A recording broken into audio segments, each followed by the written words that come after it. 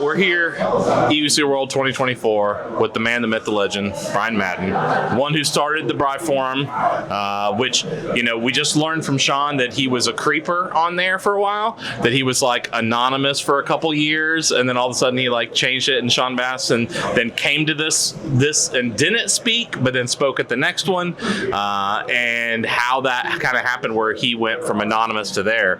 So like, what made you and your EUC World journey community go from like, I'm a nerd, I'm clicking on things, I see someone posting something somewhere, to I want to make my own site to help people, or what? How did that journey go for you? First of all, thank you for the opportunity to talk to you and for putting this event together and everything.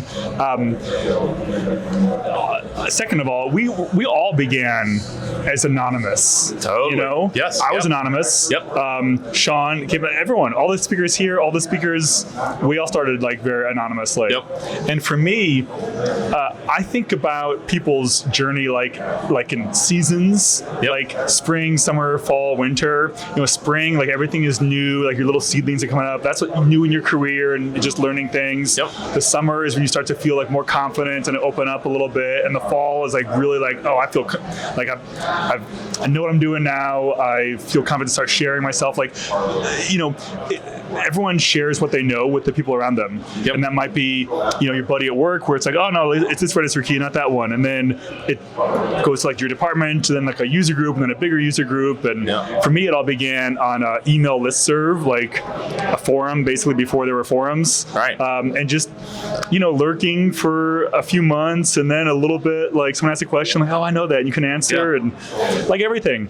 It seems crazy when you look at like what we're doing today, but it started with like just one step, a little post, paying attention, and everyone has something to offer people. Right. And I think that's what we've learned with, you hosted 20 events with Bri Forum, kind of all over the world in the US and everything else. But I think a lot of people came to those events, listened, learned, and then eventually became speakers. Yeah. And eventually became, like they were fanboying, fangirling, and then all of a sudden people were doing that to them. And it's just like this cycle. And it's obviously like, there's the next generation's what we're waiting for. And it's like some of this stuff, it feels like it almost has to be in person for some of it, but then you can still do some of the forum stuff. You can still sit there, but contribute is probably the most important thing, right? Because when you will have that moment, a question that you can actually answer, like do it, right? Answer. Yeah, and the way that we all sort of live is kind of like the way that remote working works, where like maybe all your employees are home, but you get together once a quarter for an in-person kind of thing. That's what these events are. Yep. And so, and then that's how it began actually. Like all the people that knew each other in the forum would start getting together at a bar on the side of a conference or something, and then eventually we're like, let's do our own conference. Yep. And so all of us, to your point, people sit in the audience and watch someone speak. All of these conferences have call for papers. Yep. There's different sessions of different lengths also. So if you don't feel confident to do an hour-long or 45-minute session, you can do a lightning session. Yep. There's opportunities on YouTube for just a little 5-minute video, kind of whatever. Yep. And it's just like you go here, you start hearing people talk about cool things, you start telling each other what you're working on, and next thing you know, you're telling it to 5 people, and it just grows and grows. Yep. So compared to 20 years ago, AV stuff, it's a little bit easier? Did y'all have some fun stuff with RGB, VGA cables back in the day? Now we're HDMI in the same room. Well, what do you think? SDI did not exist back then. This guy will know what I'm talking about. So we had like 100-foot active repeater VGA. It was crazy. But now, so first of all, the very first Bri Forum was in this theater. The popcorn smell we had also back then. I remember that absolutely. There was no Wi-Fi even. We had to bring in our own Wi-Fi from a separate vendor. Like we had a 4-day contract with AT&T and brought in was that like T1s, like 4 T1s that day, and a different vendor set up hotspots all over the venue. We also had to bring in thin clients because this is before smartphones, right? In 2005, and so there's like 20 thin clients down the hallway, which is like just with browsers on them, like your email station. So that's where you would work and like check your email between the sessions and everything.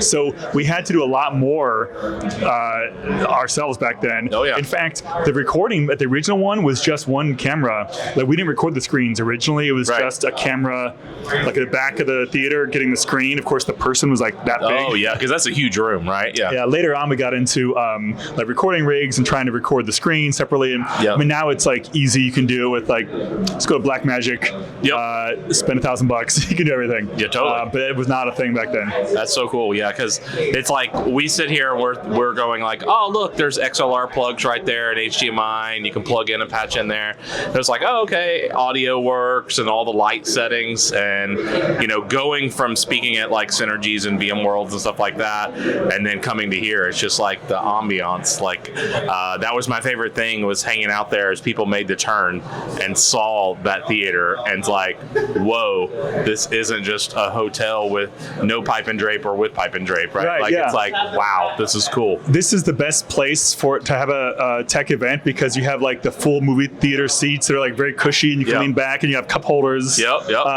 The screen is like Huge. 50 feet or whatever. Yeah. Everyone's QR code is taller than them. Yeah, right? you get great audio, like your laptop audio for your presentations is perfect. It is very cool. So what do you think the next things are for you and community, or what do you want to close with here? What are you feeling? I mean, for me personally, what I like about EUC is that there's so many facets of it, and so everyone can like do a different thing that interests them. Yep. What I was talking about today was about like AI and how AI affects the workplace. Yep. So not the back end, like how to build an AI model, but like, I don't know, we got tools like ChatGPT. Like this is the ultimate consumerization of IT, but now our employees have AI.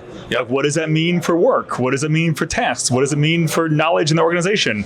Super fascinating. So my personal focus is just thinking about like how AI impacts like future work and how our employees get work done. Oh, for sure, right? I mean, and is AI? I mean, that's what's going to make Skynet though, too, right? Like, well, I watched. They are related. I watched Terminator recently. I found that myself watching Terminator this time around, like it was like all like kind of more plausible. Like forget the time travel thing, but apart from the time travel, like everything else. Yeah. Things coming self-aware, understanding that the humans are the problem. Yeah. Right. Yeah. And I don't even think I blame the AI for that. I mean, and that goes back to Space Odyssey 2001, right? HAL opened the pod pay doors, right? Like, the Matrix. I mean, that seems fine. By the way, that seems fine to me. If we all end up and it's the Matrix, like Ready Player One kind of thing too, right? Yeah. Like, I mean, I think that the getting jacked in on your neck seems a little harsh. Just putting the goggles on seems like a little cooler, nicer experience to transition from human to the digital world. Sure, but we're getting jacked in. Look at the Neuralink. Yeah, because exactly. you get jacked in, and now you're skipping all these nervous system directly and just going to the brain direct. Instant. I mean, like it's obviously happening. Maybe we're all going to be able to learn like kung fu fighting and like how to do the moonwalk, like in the next like 20 years by like jacking in that way. Yeah. That'll be sweet. We're gonna finally learn how to configure printing in our EUC. Yeah, but we'll be VDI. paperless, right? Because we're supposed to be paperless for like the past like 20 years, right? I guess you could hold a piece of paper and the Neuralink could just project like in your eyes, and then OpenAI could like turn that into JSON data, right? Yeah. And then export it out. It's like AR in your brain instead of your eyes. Yeah, your expense report is just looking at your receipt. Yeah. Oh, okay, cool, done. I love that in this future we have that technology, but we also still have expense reports. Expense reports will live on. It's cockroaches, Twinkies, Windows machines, and expense reports, right? And make sure you have a cover sheet, right? Yeah. Okay. All right. Well, thank you so much, Brian. Fantastic. Thank you. Thank you so much.